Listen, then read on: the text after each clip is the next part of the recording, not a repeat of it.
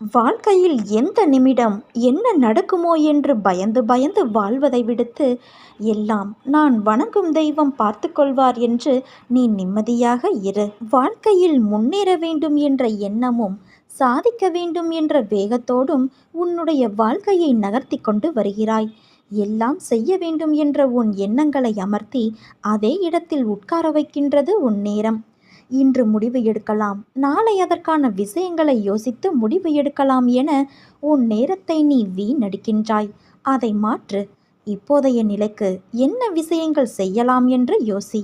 பிறகு எதிர்காலத்திற்கான யோசனைகளில் கவனம் செலுத்து.